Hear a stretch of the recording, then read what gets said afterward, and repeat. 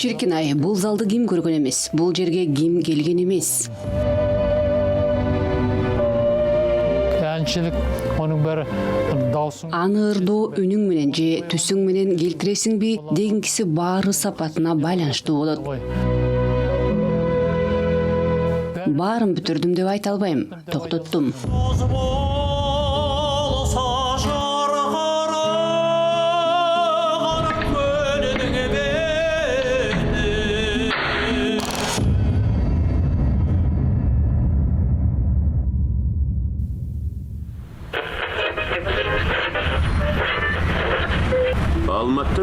Алматыдан сүйлөп жатабыз. Адабий жаңылыктарды баштайбыз. Жаш наристе добуш салып жарык дүйнөгө келди. Мен Шамши менен биринчи курста окуп жүргөндө таанышкам. Ал мага өзү жазган ырларын бере баштады. Мага чыгарган ырларын берди. Мен ал берген ырларды жөн эле чемоданга салып койчу эмесмин. Аларды дароо эфирге, радиого чыгарчумун. Кечикпей келсем деген ыры.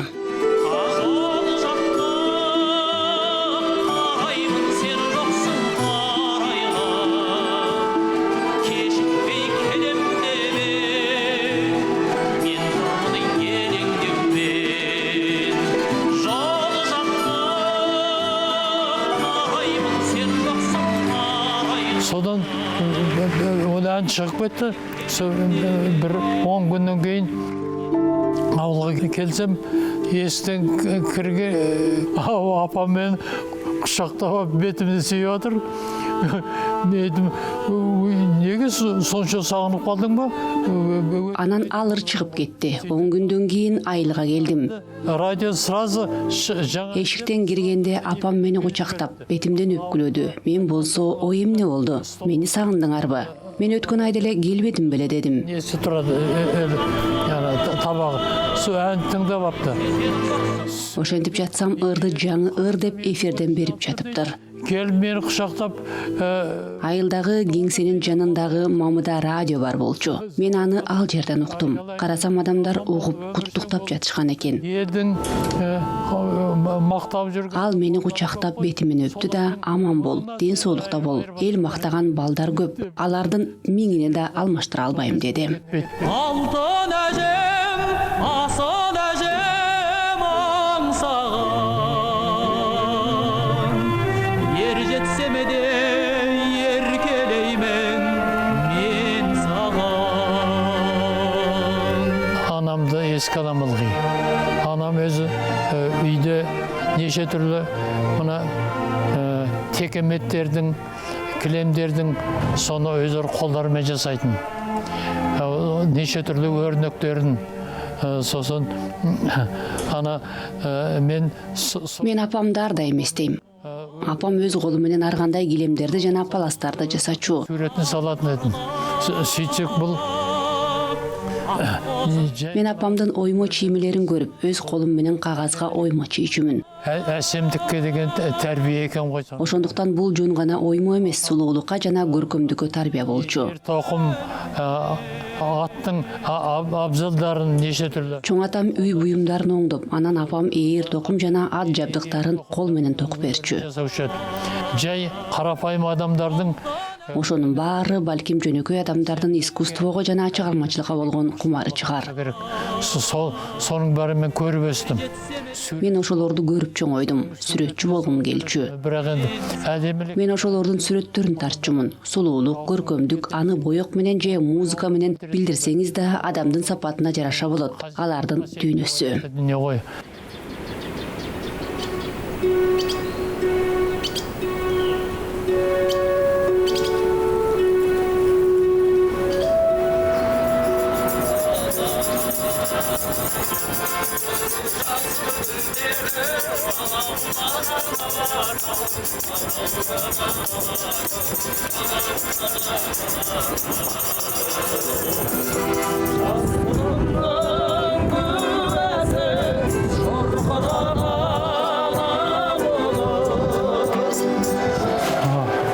Апам мен атамның қайран қара шаңырағы. Осы кішкентай емді студент кезімде салып едім. Атам менен апамдын кайран гана кооз үйү. Мен бул кичинекей үйдө студент кезимде 3 жыл кургам. Ағаштарын дайындадым. 3-ші жылы. Атам менен апам асты полу, үстү чатыры бар үйдө жашасын деп кыштарды 1 жыл кынааттагам. Үстте чатыры бар үйде тұрсын деп.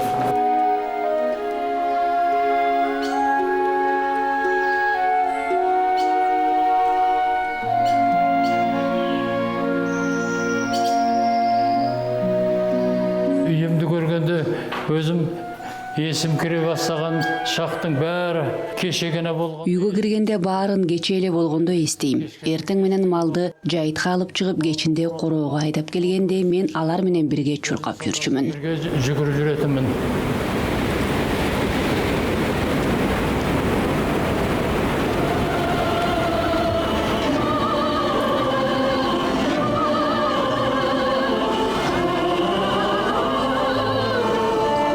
Нұрғиса аға. Менин алтын эмел жакта Доланалы деген жөнөкөй кичинекей айылым бар. Нургиса ага ал айылды жакшы көрчү.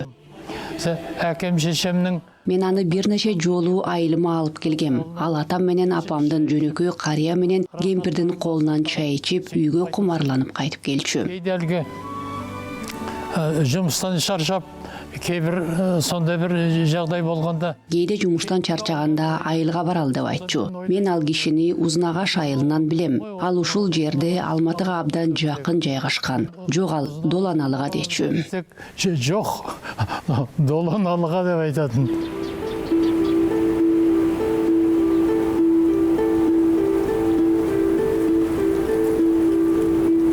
Нұрғиса аға менің тек қана өнерімде емес, өмірімде өшпейтін із қалдырған.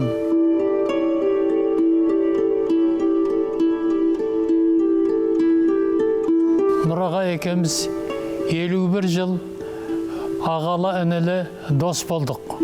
Нурага экөөбүз 51 жыл бою эң жакшы достордон да, эң жакшы туугандардан да болдук. Ал мени чыныгы атым менен атачу эмес, Нургаш деп атачу.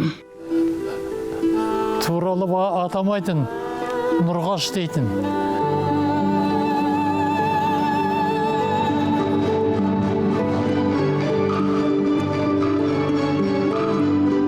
Жұмыс бабымен біз о кезде той-тойлап қыдырып жүрмейтіміз. Бізді өзіміздің жұмысымыздан 1 ай, 2 айға командировкаға жіберетін. Өкіметтің нұсқауымен Ал кезде биз тойлоп саякаттап жүрчү эмеспиз. Жумуштан 1-2 айга сапарга жөнөтүлчүбүз. сосын алыста қомның ішінде Таң эрте дыйкандарга, алыскы малчыларга барып концерт койчубуз. жүк машинесінің бортын Ал жерде кооз сарайлар жок болчу. Анан жүк ташуучу унаанын үстүнө чыгып концерт койчубуз.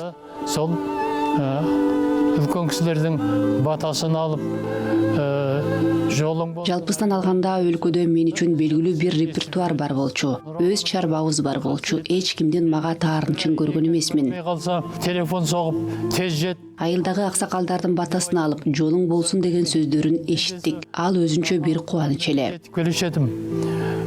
Нураганы көпкө көрбөсөм, ал мага чалып, кайда экенимди сурап, тезирээк кел дечү. Қызым-ау, аманбысың? Анан менин мейнеткечим, менин жалгызым барсыңбы деп көзүнө да жаш алчу. Жас тамшылап кетуші еді.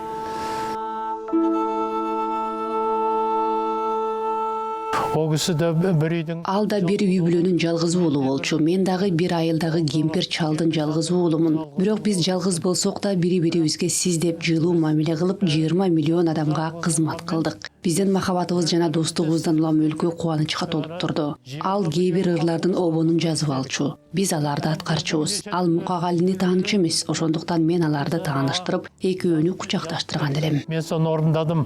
Мұқағали Мақатаевты білмейді екен Нұрғисаға. Екеуін табыстырып, екеуін құшақтастырдым. Мұқағалимен екеуміз Мукагали мага каза болоордон 1 жыл мурун, 1 жыл эмес, 7-8 ай мурун келген. Ошондо биз чогуу ыр жазганбыз. ән жаздық. Соның 32 күндө 32 ыр жазылган. Нургали менен Бакыт алардын айрымдарын бөлүшкөн. десіп жүрсіздер. 70-ші жылдарға жақында болу керек. Кайсы жылы экенин эстей албай турам. 70-ші жылдардын тегерегинде болсо керек эле. Телефон таңкы саат 3-тө шаңырап калды. Телефонду алсам Нургиса ага экен. Кадыр экенбиз. Үйүнө келсем Кадыр Мырза Али экөө олтуруп ал бир нече нускаларын жасап коюптур. Эке отуруп.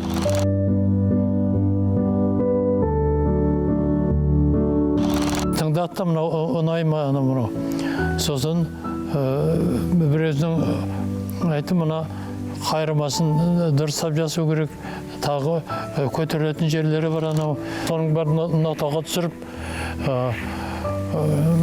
сосын мен Алмага мунусу жагабы же жакпайбы деп угуп көрүүнү суранды. Мындай болот деп нотага түшүрүп койду. Мен болсо авторлорго кечиресиздер, бир туугандар. Биринчи версиясы менен эле элге жазсаңыздар болмок. кетті. Сонда Бирок менин пикиримди сурагандан кийин созулуп кетти дедим. Анан Мирза Али, эгер адамдар бул ырды ушул версиясы менен кабыл алышса, мен 1000 версиясын жасоого өмүрүм кетсе да жазууга даярмын деди. вариантын жасауға өмірім кетсін, мен дайымын оған дейді.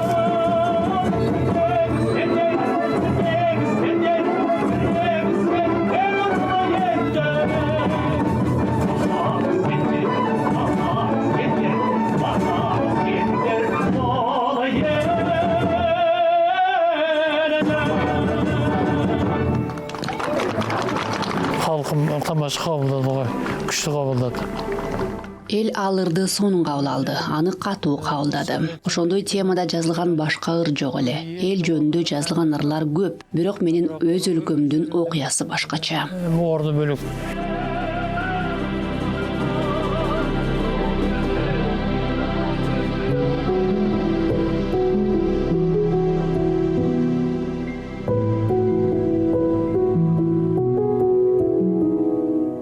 Қазақ радиосы, телевидениесі құрылған кезде Казак радиосу жана телевидениеси негизделген кезде Искендер ага экөө дуэт болуп чыгышкан. ең сұлу Алгач алар дуэт болуп чыгышкан. Искендер ага экөө ошондо казактын эң сулуу жигиттери болуп чыгышкан. ол кісілерге ғашық болмаған Экөө тең бири-биринен сулуу болушкан. Нұрғали ағамыз міне Ал кезде аларга ашык болгон кыздар калбаса керек. қанда Нұрғали ағамыз Нургали ага сахнада көп жылдардан бери жүрөт. Ал эч качан даярдыктан, кийимден, жүрүм-турумдан, андан кийин жогорку маданияттан куруп алган эмес. еді. Сосын ағамыздың қарапайым Анан агабыздын жөнөкөйлүгү да өзүнчө сөзгө татыктуу. шығуымызға дайындалып Биз сахнанын сыртында олтуруп, сыртка чыгууга даярданып жатабыз. Мен өзгөчөмүн. Же мага өзгөчө бир нерсе жасап берчи дегенин уккан эмесмин. бізге өзінің батасын беріп әрқашан Алар бизге ар дайым батасын беришет. сол нағыз үлкен адам болыңдар деген Эски филармония ургума.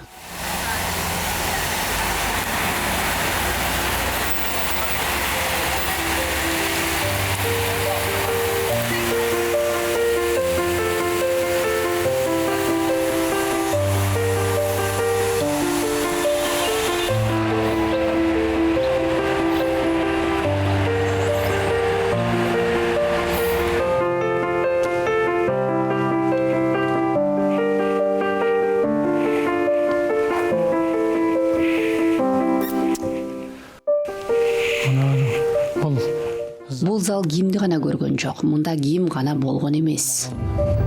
Алатау орындайтын Қазақ СССР-нің еңбек сіңірген артисі, Қазақ СССР мемлекеттік сыйлығының лауреаты Нұрғали Нүсіпжанов. Алып пұлға байсалды, бана ураған алатау, тазылы жасылы гүлдері, алаулаған алатау, бана ураған алатау, алаулаған алатау. Шаңына көз жетмес, көркөсі жетмес, басынан кетмес. Баяғыдан берді Нұрғиса ағам тұрушы еді міне. Бул жерде Нургиса ага жашачу, ал мага колу менен белги берип, дирилдетип не деген концерттерди бердик оркестр менен. Концерт беруші едік.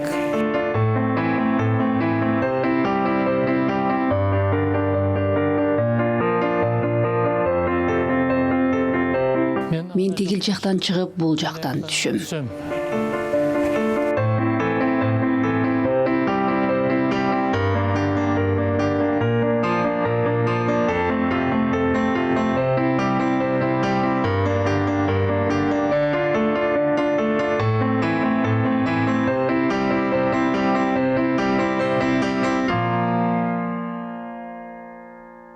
концерт аяқталғаннан кейін сарайдың артқы есігінен ағаны шығарамыз ғой. Сол кезде қарапайым халық, әсіресе өзге өңірлерден, алыс аймақтардан, ауылдық жерлерден келген ағаның табынушылары. Концерттен кейін біз ағам екеуіміз сарайдан артқы ешіктен шығабыз.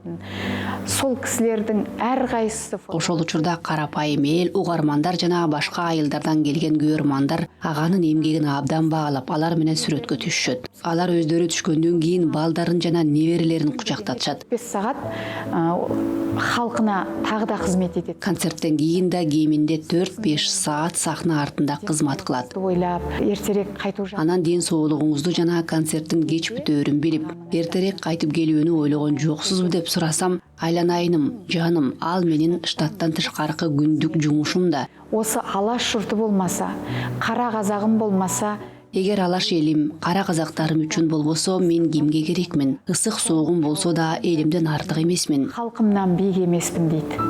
Нұрғали аға өз үйде көп айтады. Нургали аксакал үйдөгү учурда менин элим казактар, менин аркам 6 алаш деп айтат. Чындыгында эле Нурага элди сүйгөндөй эле, эл да Нураганы ошондой сүйөт. Махаббатын қалай төксе, халқы да Нұрағаға дәл сондай жауап қатады. Мен аны күн сайын көрүп келе жаткан адаммын. Келе жатқан адаммын.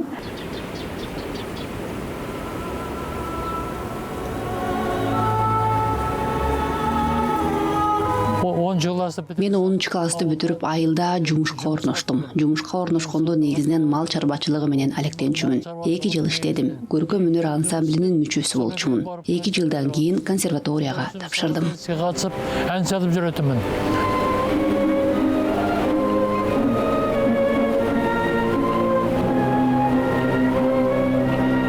Талантливые юноши и девушки, студенты консерватории, воспитываются лучшими музыкальными деятелями Казахстана во главе с доктором искусствоведческих наук Ахметом Жубановым.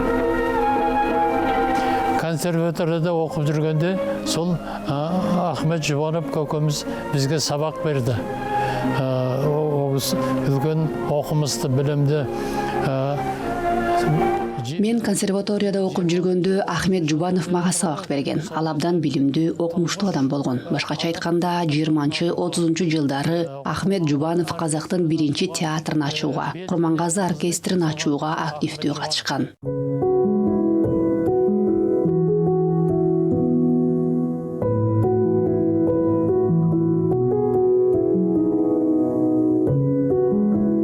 Согусунун талабы менен, согусунун жигеримен Алматында жаңадан ашылган көп завод, фабрикалар.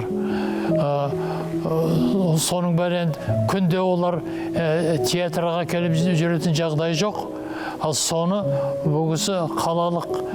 Ал кишинин талабы, ошол кишинин деми менен Алматыда жаңы заводдор ачылып, күн сайын театрга келе албагандарга шаардык партия комитети аркылуу уюштуруп, жумушчулар менен чыгармачыл жолугушууларды уюштурушкан. Жумушчулар менен Изучая историю казахской музыки, мы видим, что талантливый казахский народ любовно передавал из поколения в поколение богатое музыкальное наследство. Но никто из ваших дедов не знал, что такое ноты. Чечек bunun үлкен мәні болған екен.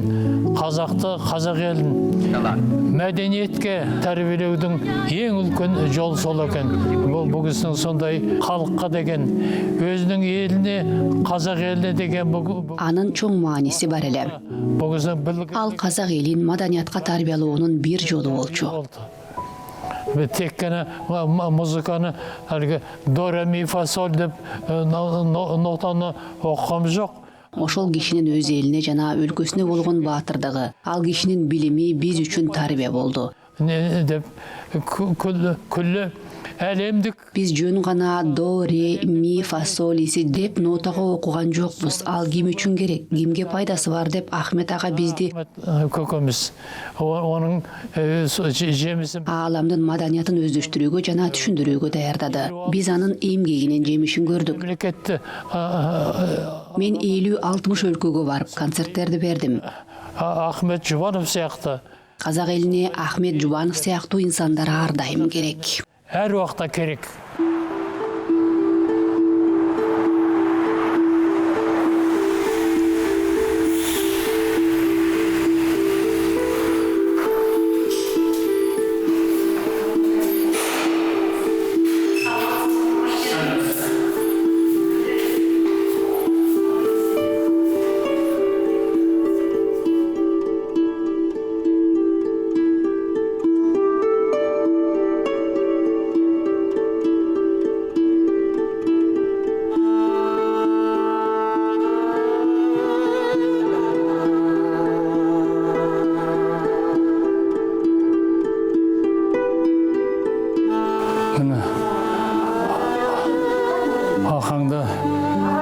Эгер ахан тирүү болгондо жүзгө чыгып калмак экен.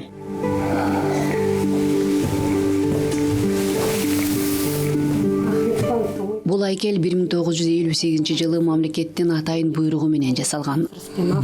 Автору Евгений Бучетич. Ал Евгений Бучетич менен жакын дос болгон. Ал аны менен абдан жакшы мамиледе болгон, бирок бул айкелди дароо жасаган эмес. Бир жолу ал келгенде Ахмет Жубанов анын үйүндө аксак кулан күүсүн ойноп отурган. Ал күүнү ойноп бүткөндө Евгений Бучетич атайын күүгө түшүп, анын тарыхы жөнүндө сураган. Ахмет Жубанов ага айтып берген. Көрсө Евгений Бучетич ошол учурду чагылдырган экен. Қазақ өнерін, қазақтың мәдениетін тұңғыстың шаңырағын көтерген осы ахан ғой. Кезінде сол Бул казак искусствосунун жана казак маданиятынын алгач жогорку деңгээлде көтөргөн ахан. шәкіртеді. Енді солай Бир кезде Нургиса Абатай уулу анын биринчи шакирти болгон. Азыр тарых ошондой, мен анын акыркы шакиртимин. бүгісінің соңғы шәкіртімін.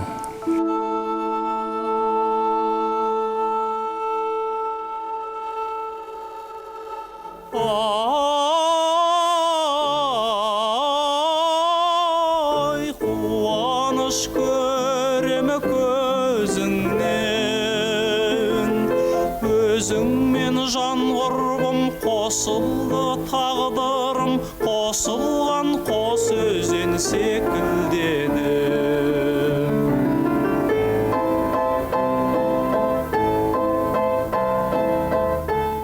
Менің ән өнерінде, менің әнші ретінде де, орындаушы ретінде де Менин музыкадагы ырчы жана аткаруучу катары жолумду ачкан Шамши Калдаяков болду. бағым болды.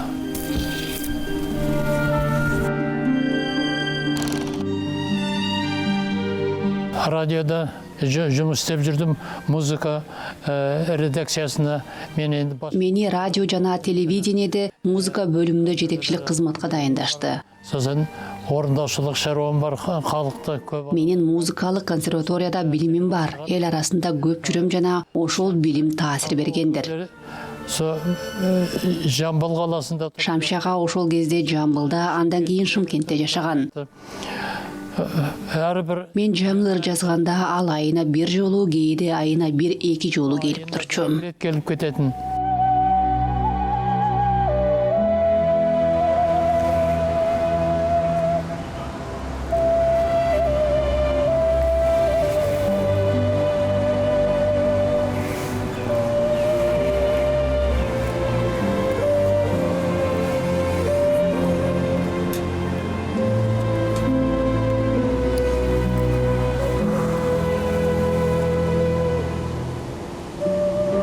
Ноталарын қолдықтап кеп, Ал колтугуна ноталарын кысып алып келип, мага жаңы ырларын белек кылчу. Мен күлүп калчумун. мұны күнделікті өзіміз жақсы білетін бір Шаке, сен күн сайын радио жана телевидение адамдары менен баарлашып турасың го. Ошолордон жибербейсиңби деп. Ошентсем Нургаш, айтатын мен мен сага композиторлук чеберчилигимди көрсөтүү үчүн келген жокмун. Мен сага туугандык ишеничимди алып келдим дечү. Аманат чоң нерсе. Казактарда аманатты тапшыруу чоң маселе. өте үлкен сертті дүние.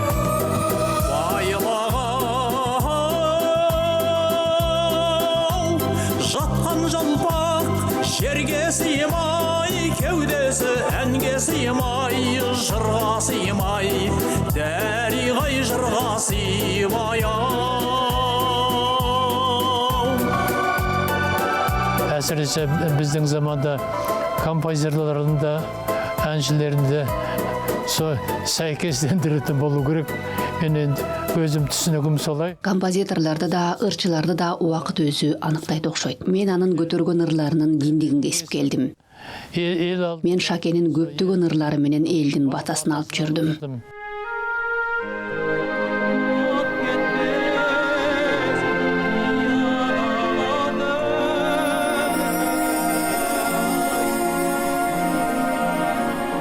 Бұл кісіні қалып топтан шығармай ұстап тұрған, қазаққа тәрбие, дәстүр салт, әдет, ғұрып, бүкіл айналасындағы ақсақалдар, өзінің алдындағы үлкендерді көп тыңдаған, қатарынан қаламгері бар, ақын жыршысы бар, актерлары бар, бәрімен араласады. Бұл киши абдан таза, чынчыл адам. Мурункуларын көп уккан, жазуусу бар. Чөйрөсүндөгүлөрдүн баары менен жакшы мамиледе болгон жана жугумдуу адам эле. Сөз айтуу дейтін табиғатында жоқ адам, өте саф. Анын чыгармачыл репертуарын карасаңыз, таза казак ырларын көрөсүз. Қазақы әндер. Кеңес дәуіріндегі Совет доорунда жаңы композиторлар пайда болуп жаткан.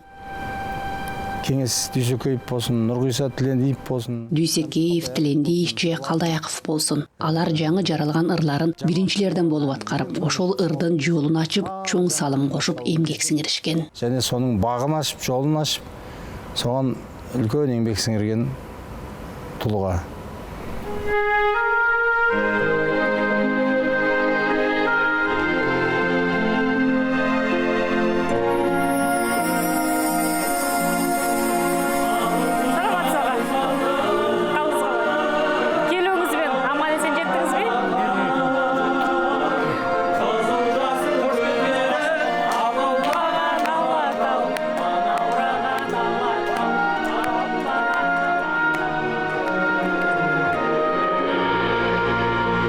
Бүгісінің өнерге деген тазалығы. Өнерге деген тазалығы бүгіс ешқашан кешікпейді.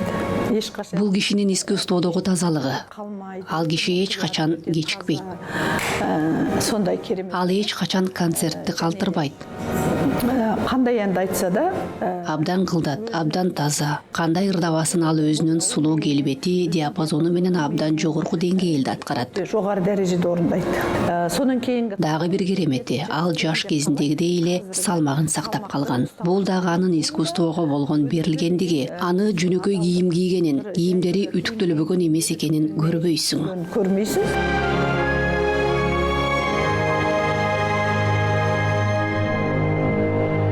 Мен бір сұхбатымда өзіңіздің биік танымал жұлдыздардан кіммен өлең айтқым келеді деп сұраған кезінде Нұрғали Нүсіпжанов ағамыз деген. Соны биыл Алла нәсіп етіп 50 келгенде орындадық. Сахнада жүргенімізге 30 жыл болса да. Енді менин бир маегимде өзүңүздүн биік таанымал адамдардан ким менен ырдагыңыз келет деп сураган кезинде Нұрғали болып келаткан кісі ғой. Нургали Нүсіпжанов ага менен дегем. Ошону Алла насип кылып быйыл 50-ге келгенде аткардык. Сахнада жүргөнүмө 30 жыл болсо дагы. Бала кезибизден бери Нургали Нур, Гали деген ат менен белгилүү. Біз дегеннен артық бақыт жоқ.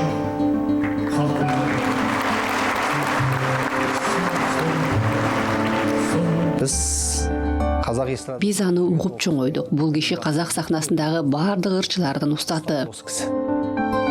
Өткені қаншама әнді архивте карасак бул киши өнөр көрсөтүп алып барган. Бізге мұра кылып калдырып кетти.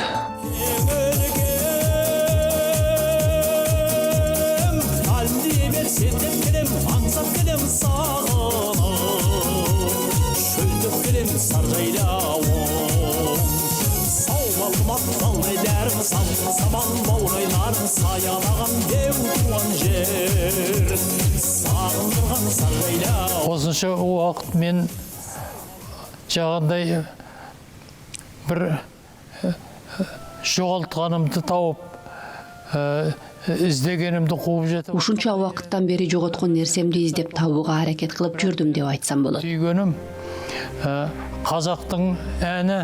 Мен түшүнгөн нерсе казак ыры, казак искусствосу чоңдор үчүн да, балдар үчүн да өмүр бою тарбиячы болуш керек. Өмүр бою тәрбиеші болу керек. Тәрбиеші болу. Бул адамдын адамдык сапаттарын бири-бирине болгон сүйүүсүн, өлкөсүнө жана мекенине болгон сүйүүсүн өстүрүүнүн эң сонун куралы. Элине, отанына деген сүйүшпенчилик. Ага эч нерсе жетишсиз. Мен 70 жылдан бери ырдап келем. Жетпейт. Барын бүтүрдүм же токтоттум деп айта албайм.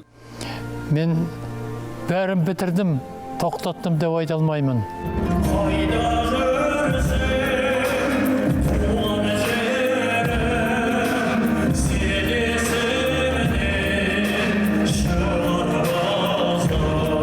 Өйткені Мен ырга жашоого ашыкмын. Токтолууга укугум жок. Мен андан тажабайм. Сулуулук айрыкча казак ыры, бир адамдын кучагына сыйбаган, бир адамдын кыялы менен чектелбеген дүйнө. Ал өмүр бою өнүгө бериши керек. Ал өсө бериши керек. Мен ага кызмат кылышым керек. Болгон күчүм менен.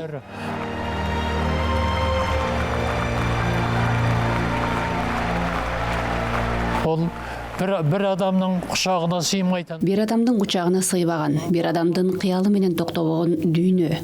Ошондуктан ал өмүр бою өсө бериши керек. Ал өсө бериши керек. А мен ошого кызмат кылышым керек. Канча күчүм бар, ошончо. Канча күчүм бар.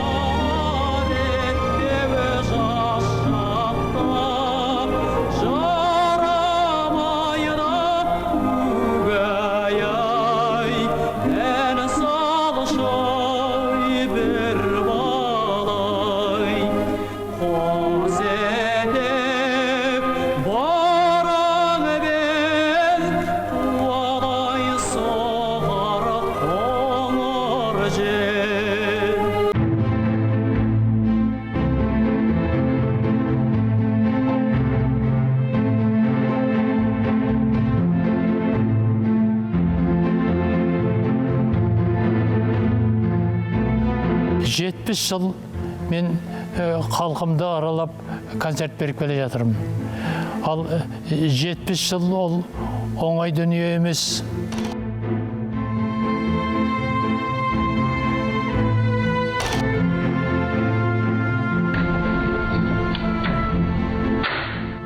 Айналайын, жолың болсын.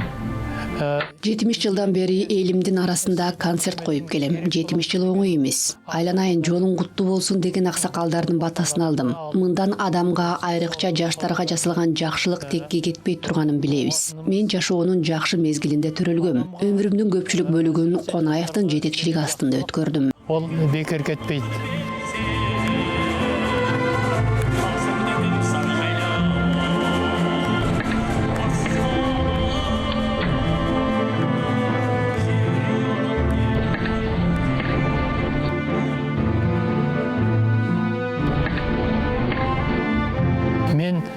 Өмірдің бір жақсы кезеңінде туа қалған екем.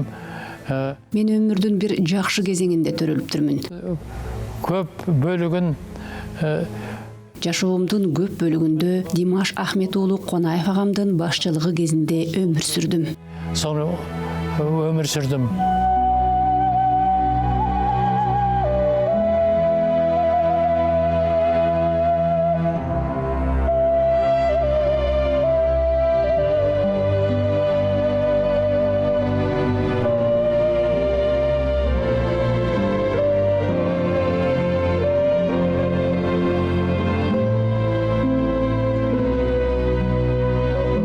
Димаш Ахметұлы бір кездесуде үйінде отырғанымызда маған айтты: Нұрғали, осы мен түсінбедім, сен өзі қандай адамсың? Сосын бетіне бір қарады: көке, осы сұрағыңызды мен де түсінбедім деймін. Сондай айтқаны ғой. Сені білгеніме 40 жылдан асып кетті. Сөйтіп жүріп, сен бір нәрсе менен сұрап алмадың. Димаш Ахмет уулу бир жолугушууда сурап калды: Нургали, сен кандай адамсың деп. Билем ғой, сен шалгембирдин баласысың ғой. Анан мен дагы сураганыңызды түшүндүм дедим. Ошондо сени тааныганыма 40 жылдан ашык убакыт болду. Анан сен менден же өкмөттөн эч качан жардам сураган эмессиң. Мен сени билем. Сен кемпирдин уулусуң, кичинекей бала чакаң бар. Күнү түнү партия менен комсомолдун көрсөтмөсү менен өз ишиңди жасайсың. Бул кишинин улуулугу ал өз элин, алардын абалын, анан биз жөнүндө гана ойлойт дегенин азыр да эсиме түшөт. Сону ойлогондо азырда ылгый сол эсиме түшөт.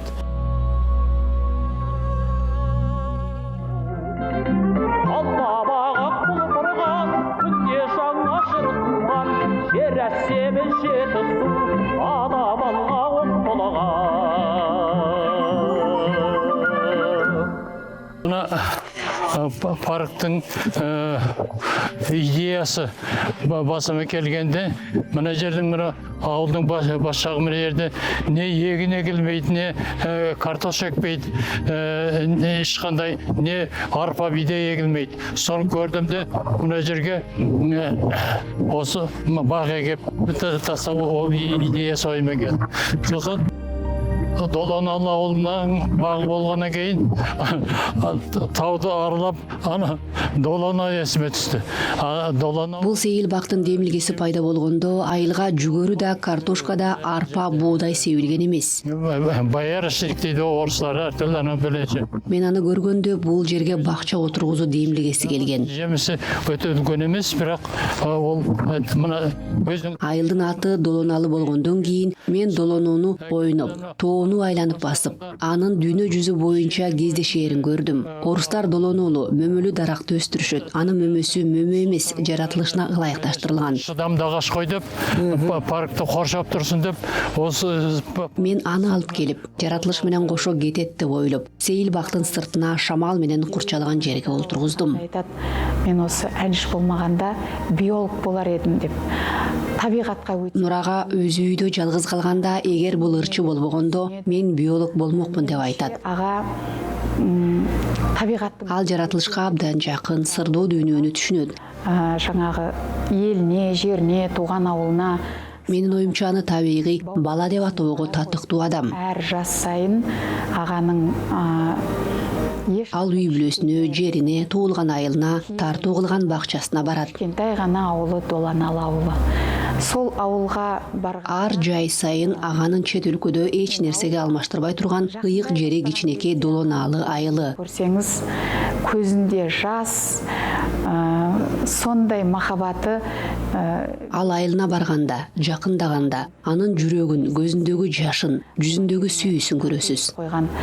Жалпы таутаста өскен ага өз баласындай туулган жерине берген талаанын баласындай тоодо чоңойгон бала. Ошондуктан бакчага барганда анын 15 гектар жерди айланып, олтургузулган бак дарактарынын, бутактарынын, мөмөлөрүнүн ар бирине тийип, кам көрүп жатканын көргөндө жүрөгүңүз козголот. Муңдасканын көргенде эч жүрөгүңүз элжирейт. Абдан жумшак адам.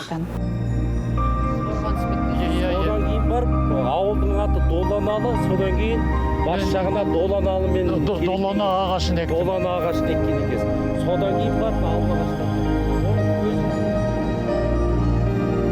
Долана ағашы басқа ана қаладан келген, дендропарктардан келген ағаштарға үлгі көрсетіп тұр. Мен сияқты өсіңдірдім. Долону дарагы дендропарктан келген дарақтарға үлгі болып жатат. Мен сыяктуу өскүлө деп айылыма жана мектеп окуучу балдарына үйрөткүм келет. Жакшы көрүү ол. Мен бала кезимден бери даракка олтургузуп келем. Жаратылышты сүйгөн адам. Жаратылыштын баасын билген адам жашоону да сүйөт.